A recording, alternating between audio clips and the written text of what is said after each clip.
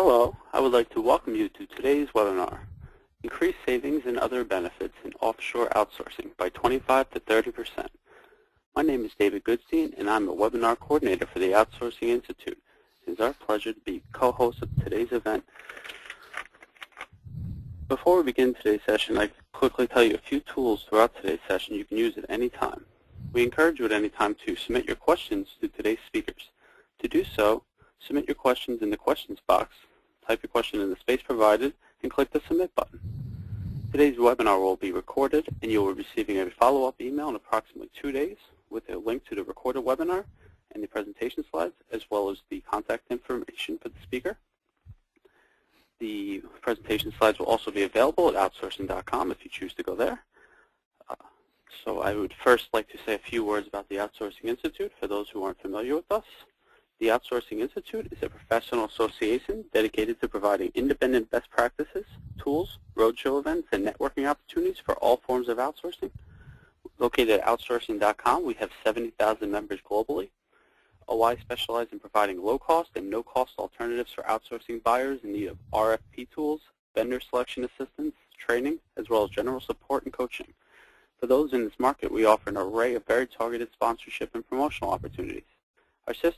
Our sister company, CMS, provides recruiting services for those seeking to hire outsourced professionals that experience at buying, selling, managing, or consulting in this arena.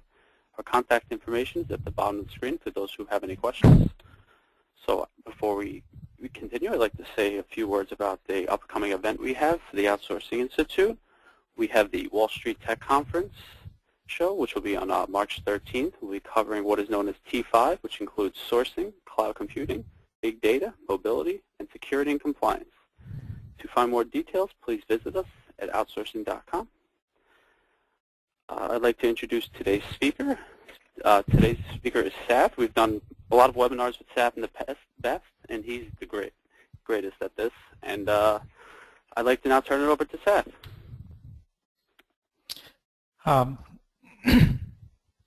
David, thank you. At this point in time, I want to introduce a couple of poll questions in here. I would like to know our audience that are attending today. So the first question is really just to understand, are you currently offshoring? Because that will help us drive the rest of my presentation. So the poll is up. If you'll take just a few seconds to click on yes or no, and then we will announce the results and go to the next poll.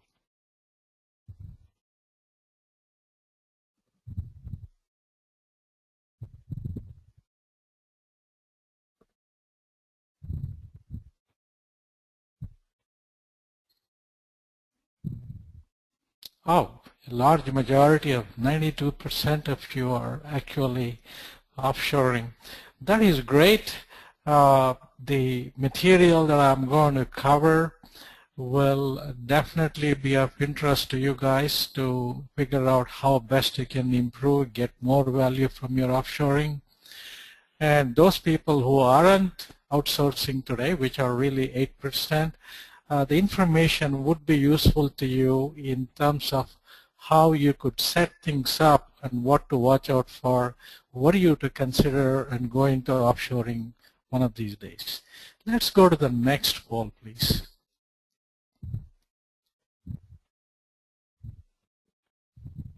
Okay, this has to do with, since you are outsourcing, majority of you, I want to get some sense for your experience. Rating from 1 through 5, 5 being the best, you're getting everything that you really wanted out of offshore outsourcing, to number 1, the worst. It really means to me you are conveying that, gosh, I don't know why I went there, this is a can of worms. I wish I can find a way out of this. So that is the worst. And the in between, some gradations, you pick whichever you feel like. There is no absolutes here. I'm trying to get some sense about the satisfaction with your offshore outsourcing. Let's take a few seconds here. Interesting. About 70% of you say you're somewhere in between, about 30% saying that it's doing well. Okay, that's really good information. For the people who are in both those brackets, the number 3 and number 4, again, the emphasis of this webinar is not that you aren't getting value, but how can you increase value from your offshore outsourcing and the benefits from by as much as 20 to 30%. I have a case study to present. I'm going to get started. Let's go to the next slide, please. Okay, let's jump right into it. And this is a company on the East Coast, about $150 million in sales, and their problem was their bottom line was about $4 million a year, roughly, after all the expenses, R&D, everything was taken care of, and they'd gone offshore about 6 years ago with the whole intent of saving money. That was their primary reason. And over the years, they had had mixed results with their offshore outsourcing. And when I took a look at their operation, both onshore and offshore, here is what jumped out at me. The first thing was, over a period of time, the organization had changed significantly, but there was no central coordination of the organization, either here or offshore. The second thing that jumped out at me was the fact that they were using what I call the team extension model versus discrete deliverables. Let me explain to you how the offshoring had been set up in this particular case. Not that everybody would do it this way, but this is how it was set up here. They would have a team of total size about 15 people in product development, and 4 or 5 of the senior people would be here onshore in the US. Other 10 people were offshore.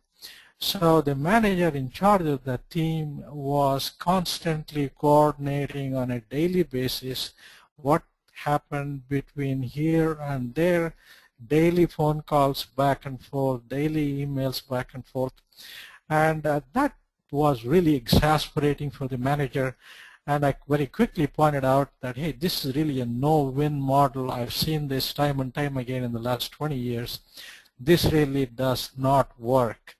You need to be able to create discrete deliverables so that at least they can go a week of doing work on their own, meaning the offshore team. There can be interaction, not that it doesn't have to be, but at least you assign them specific things to deliver. So they redid their entire delivery model based upon discrete deliverables. That improved things quite a bit. The second thing I found was, over a period of time, the vendor, offshore vendor, who is one of the top tier companies out of India, they had placed a number of people, to be specific, about 6 coordinators on site. So the goal was, okay, the managers here would go tell their coordinator, this is what all we really need to do, and they are coordinated at the detail level with their offshore teams, and the cycle kind of went on. And over time, what had happened was there was a span of control issue nobody had paid attention to, simply because it's a company, everybody has got other things to do.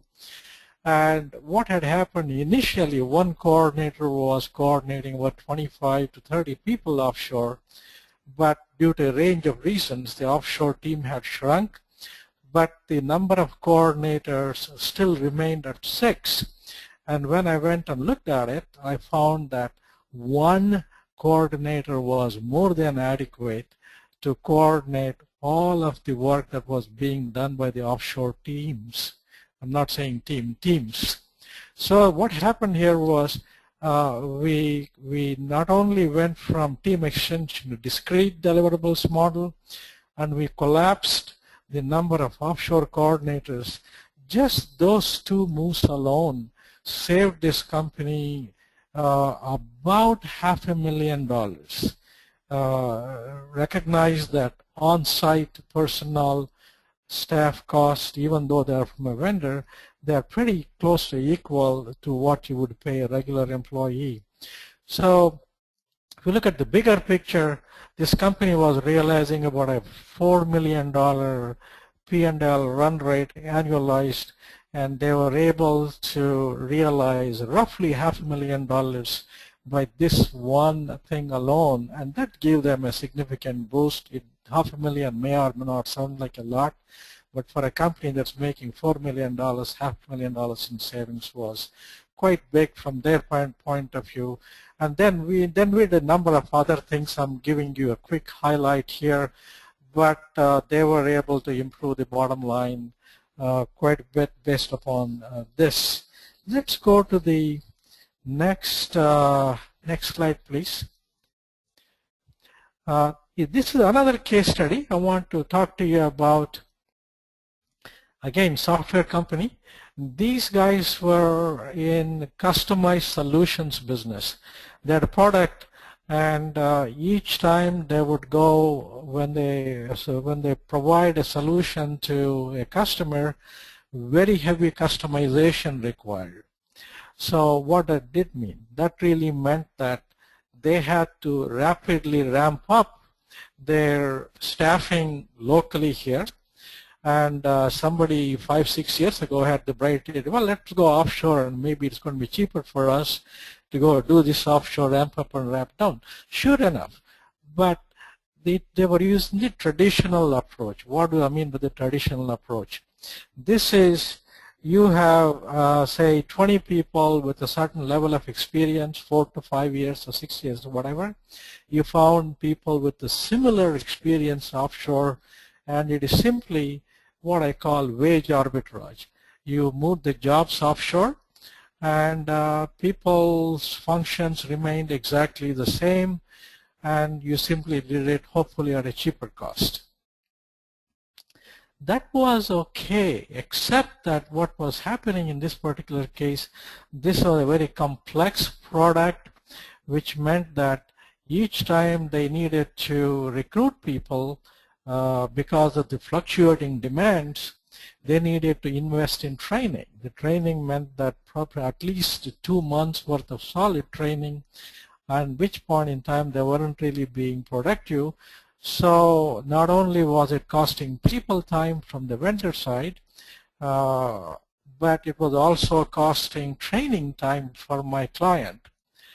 So we looked at that model, and together we came up with a very different approach. And here's an interesting one that most people have not seen implement this.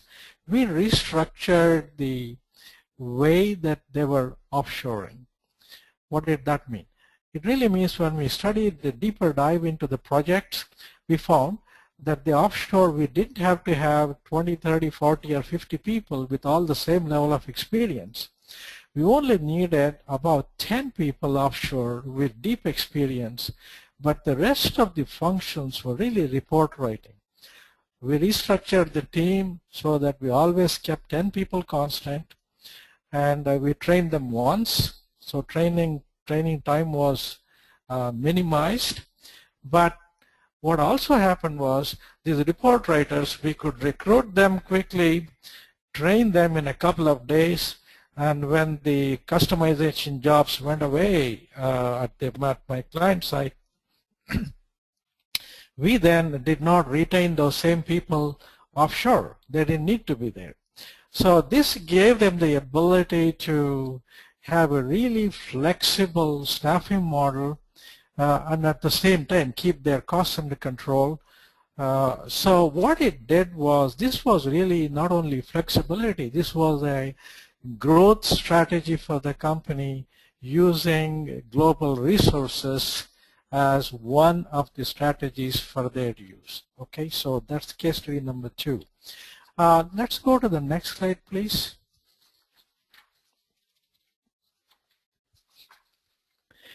Okay, these are a couple of examples, but the other things that I really find when we talk about improving performance offshore, okay, um, there are a range of things that I find over time people encounter, my clients encounter. These are hidden costs. Why are they hidden costs? Because they were costs they did not plan on encountering when they first wrote the contract to your vendor. Okay, if you understand what they are, and many of them I'm sure that you guys have run into it, and then find ways to deal with it, you can improve the overall performance. There are a range of these hidden costs, and today I'm going to hit on some of the most common themes that I find. Okay, the first one is turnover. Let's take a look at a poll question. David, if you are ready, can we throw a poll? Well, okay, maybe not yet. Okay. This is a comment that I find, though. You can read it, but basically, I hear this quite often. Just as soon as I train somebody, they leave or the vendor assigns them to some other client, I got to retrain the person. This is a hidden cost for you who are outsourcing, because you don't plan on, okay, the people are going to leave, I got to reinvest in training. Majority of the models presented by vendors is, boss, you train them for me once, I take care of it from now on. And that may be so in some cases, but most of the time I find you have to get involved in retraining people. Okay, let's take a poll and see what kind of turnover you folks are experiencing. Okay, so this is what's your turnover rate? I want to get some sense for it's a reality check in terms of what you guys are finding. Is it less than 5% offshore turnover, 5 to 10, 10 to 15, or above 15? It's simply I just want to get some sense and the reality check, because I hear turnover to be a major problem with every client that I talk to, but again, I want to understand your points of view. So take a few seconds, please.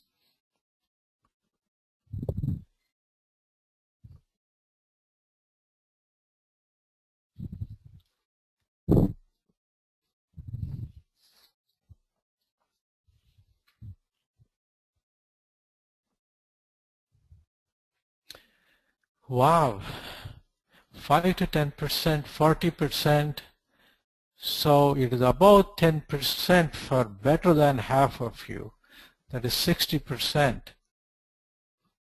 That's a little higher number than what I was expecting, but I'm not totally surprised. So okay, so let's go take a look at what approaches you can use to deal with turnover. The first thing I would say to you, many of the clients, when I first talk to them, their first reaction is, Sat, why am I worried about turnover? It is the vendor's problem. That's why I hired them in the first place. They are their people. They got to go handle this turnover issue. It is the vendor's problem ultimately, but I have a slightly different viewpoint. You have to proactively manage and work with the vendor. You have a role to play, and that may not be directly talking to the people on an ongoing basis. However, here are the things that you can do. First thing is, when I don't know let's talk about the metrics here. When somebody tells me turnover, when the vendors talk to me, they say, Sat, my turnover rate is the best in the industry. I'm less than 10%. Okay, majority of the time when I dive deeper, what they're trying to tell me is it is a company-wide turnover rate. If they got 1,000 people, they lost 10% over the year. So that's what they're talking about. However, you know, there are what most people, what the vendors don't tell you is, what is the turnover rate for you? For example, one of you, you know, 90% of you have got offshore centers there, and some kind of an offshoring relationship. Let's say you got 200 people offshore. Out of the 200 people, how many have actually left in the last year? Is it really 10%? Is it 20%, 30%? And you got to take a look at not only your whole organization to organization level, but let's say you have a critical project that you are working on. You got 20 people offshore and 6 people left over the year, which I've seen happen quite often. So to you, it is no longer 10%, it is 30% attrition. And you are faced with all the problems that attrition brings in, meeting deadlines, training people, being in the hot seat, all of those things. Okay, so the first thing that I tell my clients is, look, understand turnover, understand the metrics. These are some of the different things. Now, the other thing that happens is planned rotations. This seldom gets mentioned, but it happens over time, and that's why it's a hidden cost to you, because no vendor comes and tells to you and say, hey boss, I'm going to plan to rotate my people every 6 months or every 12 months from project to project. Why do I do it? Because people are going to leave me anyhow. I might as well have them in my company by assigning them to a different client, different part of my organization, because my people want to learn. They want to rather, you know, they would rather be with me rather than go someplace else. Okay, that may be so. However, you need to be clear on what planned rotations are, what is the policy of your vendor. This is an actionable item for you. If you guys haven't done it, sit down with your vendor and have a discussion that says, hey, what is the planned rotation? How much do you do? And you got to dive deeper and then get an understanding of what they are, and then figure out what metrics that you're going to use for planned rotations. I would go next step and say, make it part of your contract. Use an addendum if you have to, and say, look, planned rotations will be X. This is how it will be measured. Okay, that will be part of the metrics. Incentives. You know, you can provide a lot of incentives to the staff, and it works pretty much the same way as it would work here in the U.S. These are the golden handcuffs. These are more like retention bonuses, if you will, and we have tried that in several clients. Retention bonuses for a certain period of time, certain duration until a critical project is completed. You can make it meaningful to the individual people or team level or at your center level. These are all things that we have implemented in varying permutations and combinations, and that's an idea that you can go forward with. You need to work it out with your vendor partner offshore. One note of caution, work also with your legal department to make sure by doing these kinds of things, they don't be, for IRS purposes, they do not get construed as quote unquote your employees, if you will. Okay, so that's something that you can put in place. The other things, we've done some surveys and looked at a lot of industry surveys. Why do people leave various companies, various employers, or even your own center? Because people are always wanting to learn more. That's the big thing among various youngsters. I'm talking about people with 2 to 5 year experience. They want to learn more. They want to build their resume. They want to do more interesting work. So that comes out as even much more than the amount of money that they get paid. Money get paid is number 2 or number 3. Interesting work and career progression is probably number 1 or 2 on many of the surveys that I've seen. So to the extent that in your own centers you are able to create an environment wherein people can feel like you have enough critical mass, you're doing enough interesting things in the center, maybe they join you at one point, but then you can help them progress, learn more, give them kind of a career path. Again, these are all things that you need to work it out with your vendor and your partner. You can't do it alone, but that's just a thought. That may not be applicable to everybody, but to the extent that you can, those are things that you can implement. Then the last bullet I have here is about cross-training. That's straightforward, but overstaffing may or may not be. Some vendors are willing to provide some level of additional staffing. Let's say it's a 10% project, maybe they put 1% additional to cover for turnover kinds of issues. However, they would not expect to bill you, but in return they should get to choose whoever they want to put on that staff. So these are some ideas. Again, you need to take a look at what would work in your particular case. Okay. The next thing that I see in hidden costs is productivity, especially low offshore productivity. Let's take a quick poll, see what you guys feel about the productivity offshore. I'm simply looking for an estimate. Okay, so do you guys feel that the people offshore are as productive as your staff in-house? Some people argue, some vendors argue that they are better. Are the same? And there are a couple of other slots that I thought about, maybe half to 75% or maybe 50% or less. Well, let's take a minute, maybe a few seconds rather, and then let you guys vote.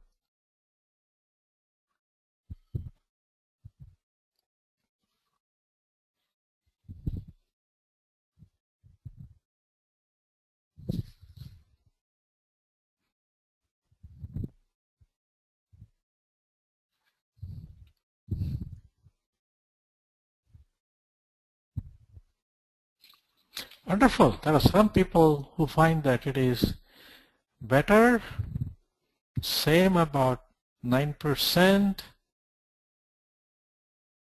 Again, about 2/3 of you are finding it is 50% or less. You know, this is interesting. Let's go to the next slide and I will tell you why I think it's interesting. This is a quote I find from many of the clients and other colleagues that I see.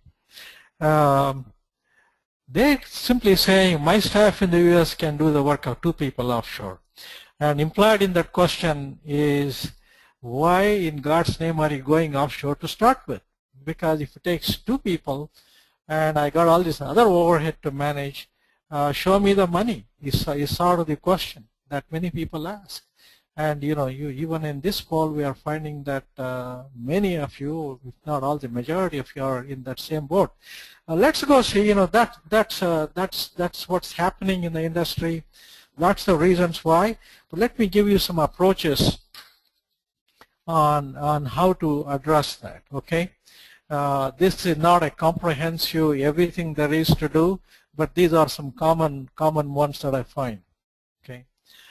Hire the right offshore staff. It really seems pretty obvious, but however, most people think that, hey, that's the vendor's problem. I'm going to give him my contract. I'm going to give him my specs. Let them go do it.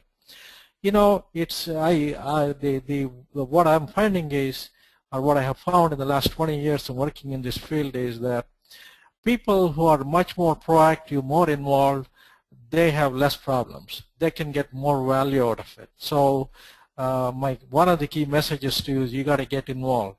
Okay, how do you get involved in the right offshore staff? You know, if you're starting off in a relationship with a brand new vendor, I would say you need to not only tell them what kinds of people that you want, you need to get very, very intimately involved. You may want to review resumes, you may want to phone screen people, and I've seen cases wherein the hiring the manager under whom they are going to work flies off to the offshore destination, spends 2 or 3 or 4 days, and comes back with a chosen set of people. Again, this is when you're getting started. These steps may be necessary. And it may be necessary even at in an ongoing relationship. If there's a really critical project, you want to be very clear on what kind of skills that you are getting. You need to start off with the right staff. Over time, the partners and vendors will get better at doing that, but they may not be there to get started with. Okay. And the second thing that I see is the right projects. Okay, right projects. Oh, I'm sorry, I forgot one more thing though. In the right offshore staff, there is one more key ingredient that I find.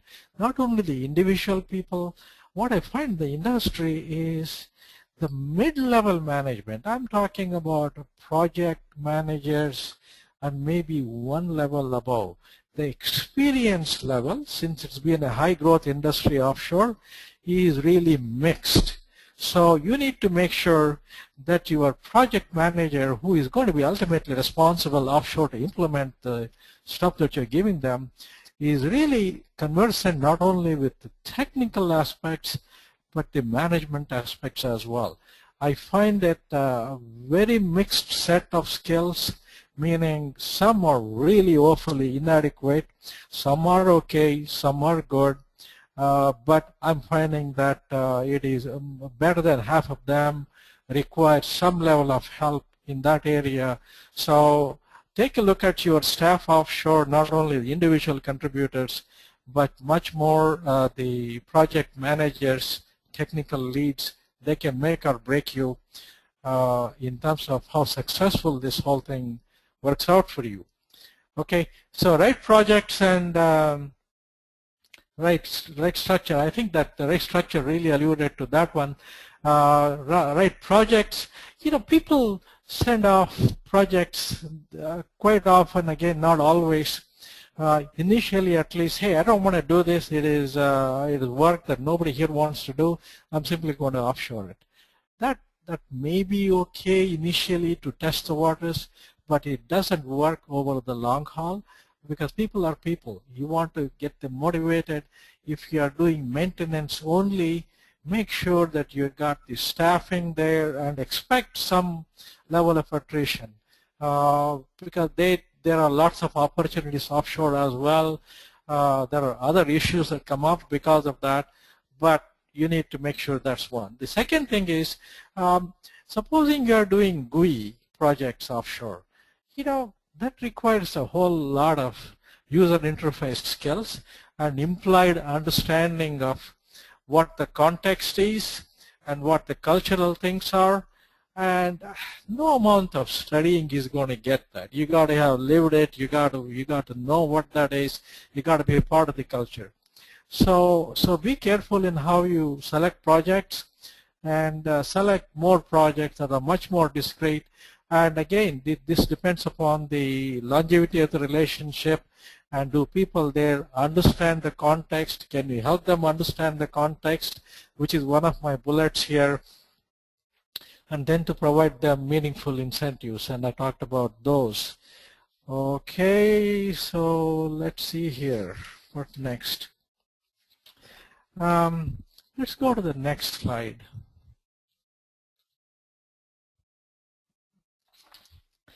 I'm going to have you guys read these quotes, and I'll shut up for a moment, but these are some things that I hear from my colleagues in the industry a lot.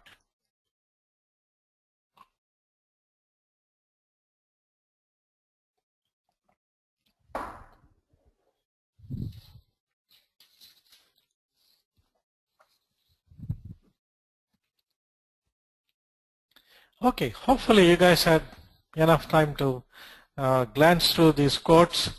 And the last one really kind of gets me. You know, basically many of them come to me and say, Sath, you know, I'm doing everything I can. I'm working very hard.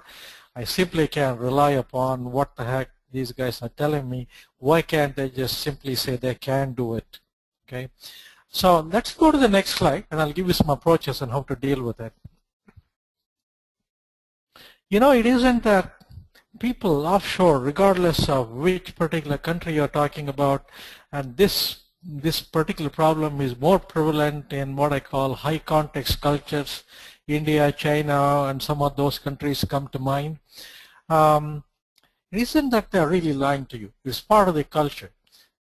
They really don't want to say no to their boss. They are used to saying yes, boss.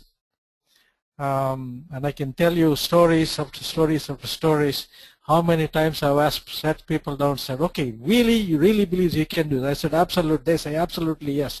Yes, no problem. I'll do it. But then what happens 2 days before the deadline, and say they have already burnt the midnight oil, and then maybe the day before integration happens, they can throw up their hands and say, I've tried everything, I can't do it now. And it puts, it's put me in a bind many times. And here's the way to deal with it.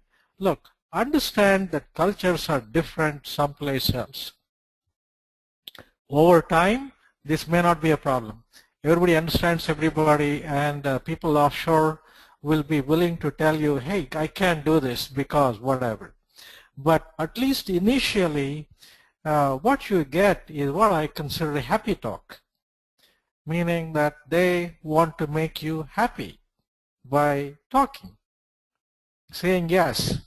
Then you go away saying, okay, he's a good vendor, he's going to do this, until you really find out time and time again they really meant to say no, but they just couldn't. You need to understand the culture, you need to understand what they say and what they mean, and over time, again, these problems will reduce or go away. There are a lot of resources available to do this. There are cross-cultural training. Many people offer that. We even offer an online resource that people can spend 2 or 3 hours and really get up to speed and face very heavy dividends.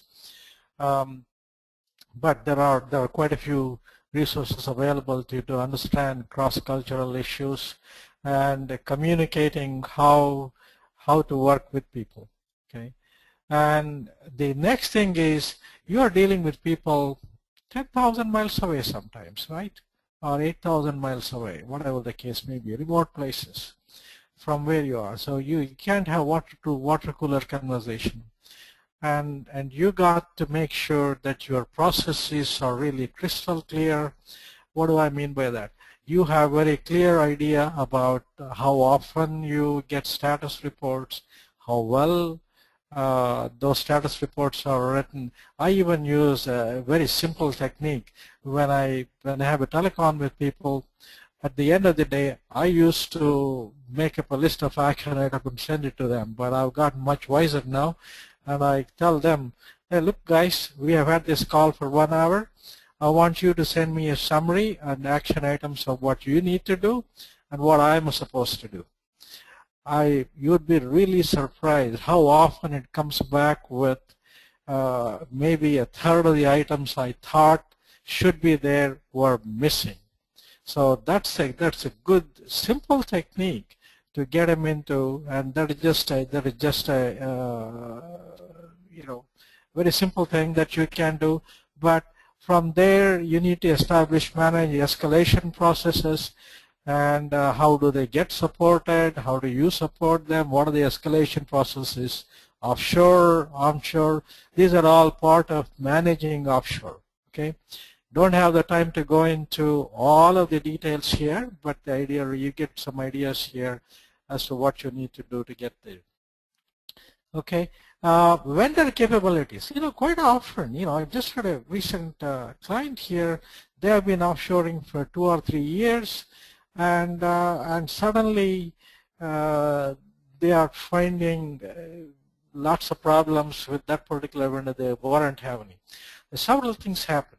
A vendor that may have been good for you 2 years ago may or may not be good for you today, because either they have outgrown you or you have outgrown them. Things change in the industry. So you need to be constantly vigilant about capabilities of the vendor. Do they continue to meet your business needs today? And conversely, this is something most people don't think about.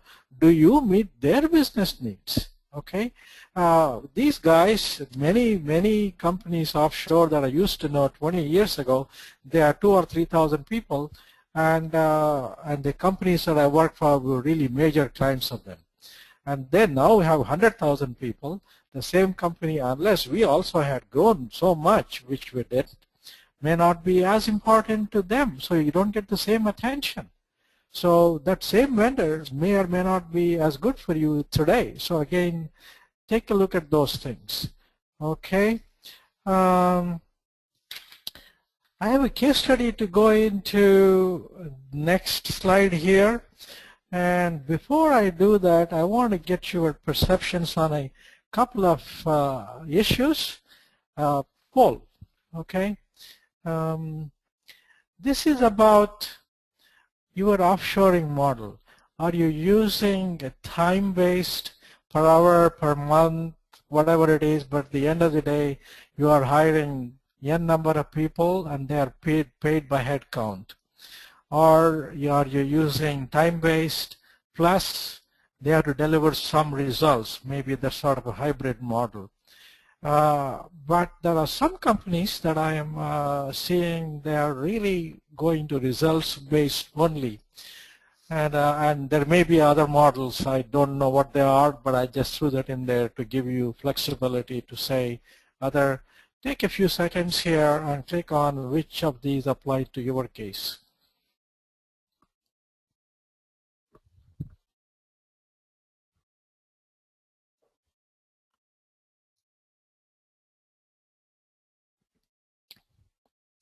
Okay, interesting.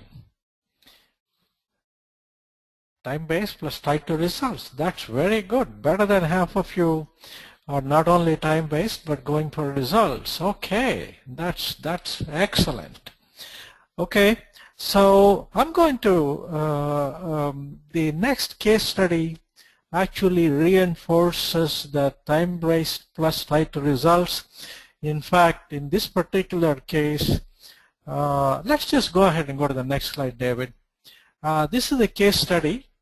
Oh, I'm sorry. Are you able to go to the second questionnaire before I launch into this? Oh, yeah, okay.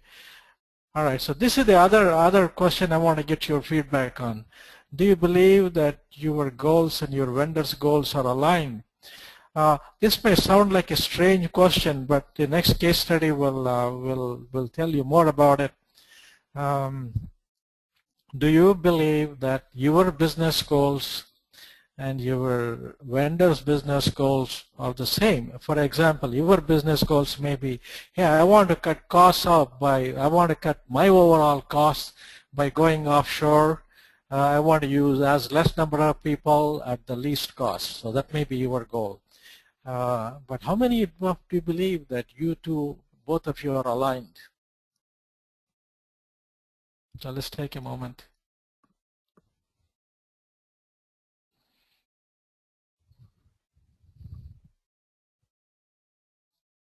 Wow, a third of you believe that they are not aligned, and that really means something close to, okay, in fact, exactly 75% is a combination of don't know and know. Wonderful. Okay, that leads me to the next case study. Let's take a look at this. This is all about aligning goals, paying for results. Okay, and I'm going to relate to you a case study that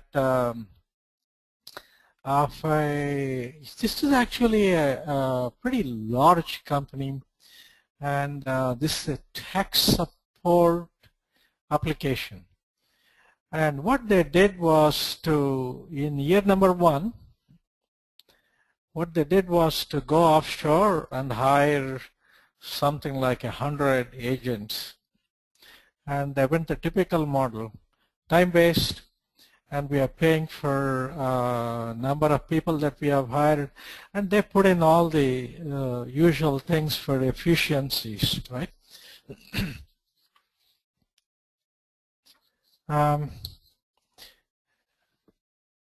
And what they found when year number 2 came around, their business had grown quite a bit, and they needed to actually double the support, provide double the level of support. They went offshore, and then the first reaction they got from their client was, from their vendor was, okay, you want to double the support level? Oh, no problem. We're 100 people. You give me 200 people, we will do that. And my client said, you know, we really don't want to do that. You already gone through learning, etc., etc. So that didn't go very well. So then they started to put together the paying for results model. Okay, so the thing that they came up with was, look, instead of worrying about how many bugs, how many support calls somebody took, etc., what we are going to do is to align. I'm the VP of support. I'm going to align the same metrics that I get from my boss. I'm going to measure you the same way. That is basically, look, not only CSAT, but how much improvement do you make in the overall productivity of people offshore? How much more business that you are going to get me, how much conversions from support calls to support contracts, okay? And per person, when they talk about productivity improvement, you know, last year one person was able to handle and support n number of calls. It is not just the calls. And how much are you going to convert them into satisfied customers, satisfied clients, and you handle this. So they came up with a series of what I call outcomes-based metrics-driven approach. Initially, the vendor was really very resistant to the approach. But they worked it out, and they put the, the metrics-based approach in place. And at the end of year 2, what I'm happy to report here is both the vendor and my client were really happy that the vendor actually made more money in that second year based upon the metrics. Okay, so let's go to the next slide. And my client was also happy because they were able to do more with less. Okay, so this is. You need to consider outcome-based and similar kinds of results-based, metrics-based approach. What you get out of that is, you know, again, without going into all the details here in this particular webinar today, they were able to incent innovative behavior offshore. Okay, that can be a topic in its own right for a whole webinar. We are thinking about it for one of the future topics.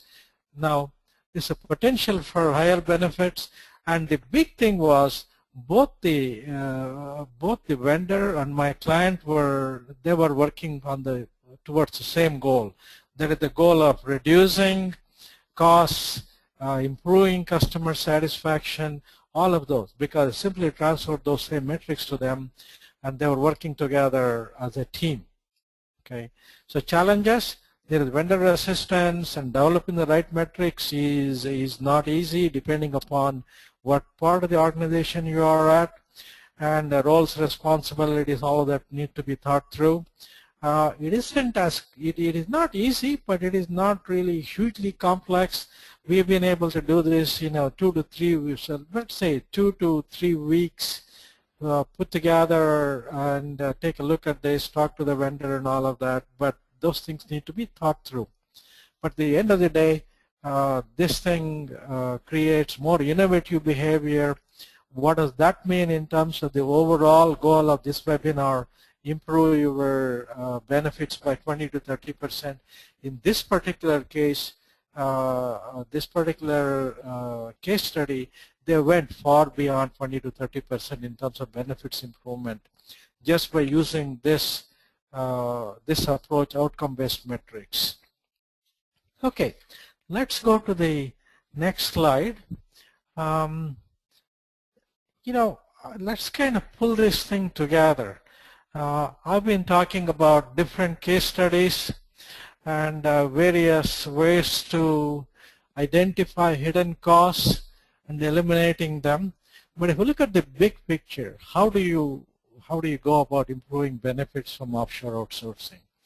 Okay, I've got really pulling this thing together are really three major areas, right? One is eliminating hidden costs. I talked about it. That's the financial aspects. Benefits reality check. Okay, I often ask my new clients to say, okay, tell me how much benefits you are getting today, both quantitative, qualitative, and I find quite often that, Sat, I think I'm getting benefit because the costs are cheaper. My next question is by how much? Is it 20%, 30%, 50% compared to what you could do here? But if they've been doing this for a while, they have a reasonable feel, but no quantitative measurements. Whether you hire somebody else to do it for you or do it internally or somebody in the finance department could do it, but take a reality check at least once a year as to what the heck is happening. Then you need to take a look at your contracts. I talked about some metrics that you need to have there. That's on sort of the finance and business side of it. In the operation side of it, I talked about improving offshore management processes and how do you operate in multicultural environment. This is about training people, making sure that you know how to work with offshore staff. And on the same token, I find even in 2012, 13 rather, I'm still a year back,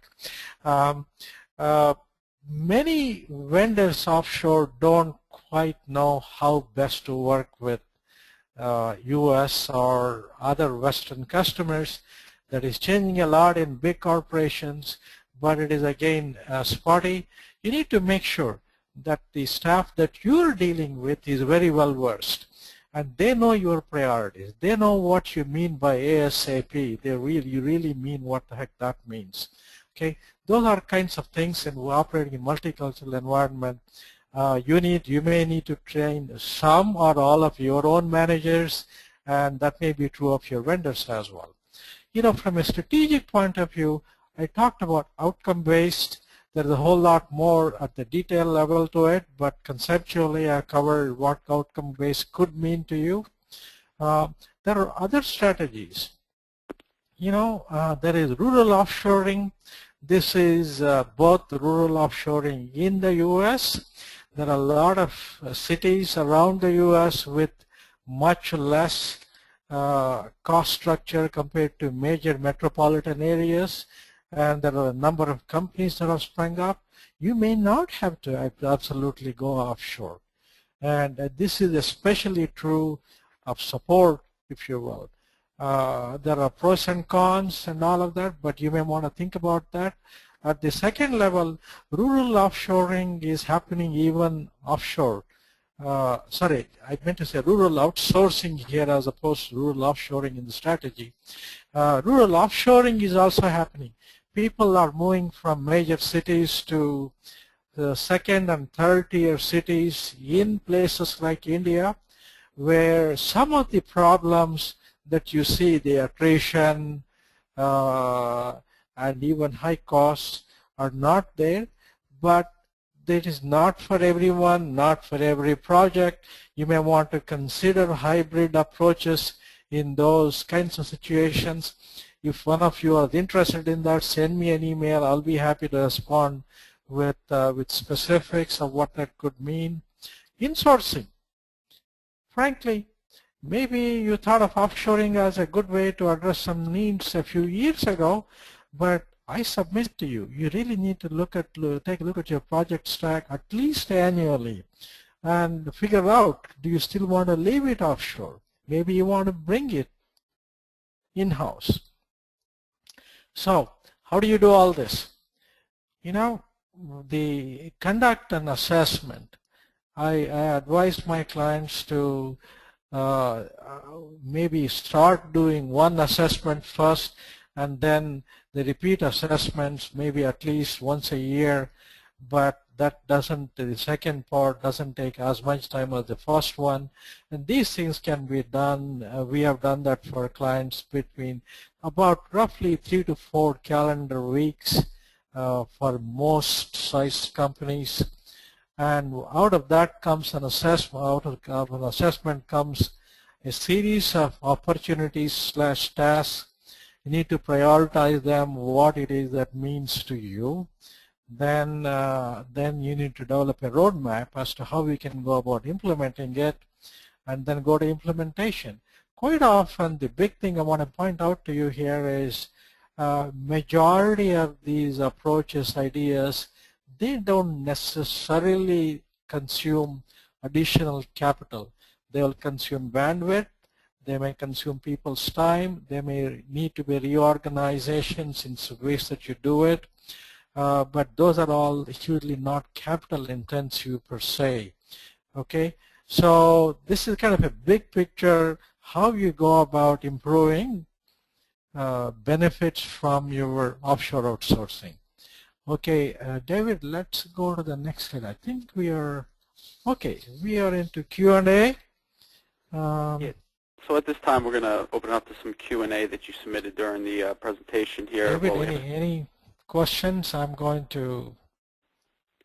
Yeah, we got a few questions here. Let's go into Q&A and see if you have any. Sure, real quick here. First we have, can offshore outsourcing be a David, business I'm sorry, I'm not able to hear you. Hey, can you hear me now?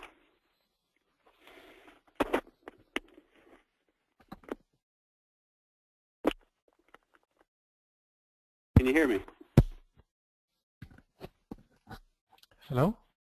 Hi, can you hear me? Yeah, okay, now I can hear. I think the problem was at my end. I'm sorry. All right, great. Let's go. So can offshore outsourcing be a business transformation tool, and can you expand on that? Oh, it's a terrific question. Really terrific question. My answer on that is absolutely yes. It can be one of the business transformation tools. I've seen companies, in fact, I know one particular company that comes to my mind straight off. This is a company that's about $150, $200 million in sales, and they were getting to the point where they wanted to expand further. But again, the usual problems of how do you find more money, how do you do this, how do you do, there are always more projects to do than money available to do it with. So what they were able to do is to develop a comprehensive outsourcing offshore strategy, and they were able to look at their overall business, identify areas where they could do product development, support, and IT services were the 3 areas that they decided to go offshore with. Mm-hmm. And they approached it as a company-wide strategy, actually. It wasn't something ad hoc. And they went really completely, whole hog, embraced that as a strategy. And what it did was, they were able to do a whole lot. They were able to bring products to market that they couldn't do otherwise. That meant internal organic growth. At the end of about 3 years now, that company has about 40% of products coming from their offshore staff being actually developed offshore, supported offshore, and it's now, again, offshore gave them a leverage that didn't exist otherwise. I want to give you a quick another example that I found. This is a more recent one. Here is a company who is in the throes of looking at global resources to really expand into Asia Pacific markets. So what they're doing is They are setting up a center in India, to be specific, to be able to serve the local market. It's not simply for cost savings. It is tapping the local knowledge to be able to serve local market, and they're really in the throes of bringing our products from the ground up, of course using their core technologies to market to that part of the world. So they are staffing it up with all the marketing people, product development people, and they're also using the support centers there to provide support not to the US but to Asia Pacific and that part of the world. So these are all things that one can use. These are some quick examples that come to mind that talk about business transformation using global resources as a strategy. Great, great. Okay, I think we have time for just one more question here. If you could really quickly, beyond cost, what have you seen as reasons for going offshore beyond cost? You know, cost is an obvious one, but you know, I've seen some examples of people going there for getting skills. Fundamentally, quite a few times, people want to find the skill sets, and if you are in Silicon Valley, some highly specialized skills may or may not be available, but they may be offshore, depending upon what they are. And the ability to ramp up very quickly. Supposing you really want 50 people, you know, in a 1,000-person company offshore, wherein their whole business model is I've got people ready to go to work right away, compared to you having to hire, you know, find, recruit, bring on board 50 people. That may be a 3 to 4 month process at the very least, and that may or may not be easily accomplishable in your case. Those are a couple of, you know, quick things that come to my mind. Great, great. Thanks a lot. So I guess at this time we'll end this session. We ran over actually a couple of minutes, but I just want to thank Sath for doing this presentation for us. He put a lot into it, and it was really informative. And just on behalf of the Outsourcing Institute, I want to thank Sath and thank all the people who dialed in to listen in. And again, this will be available on our website. You will be receiving an email with the link to the recorded webinar with contact information as well. So thanks, Sath. Okay, thank you all.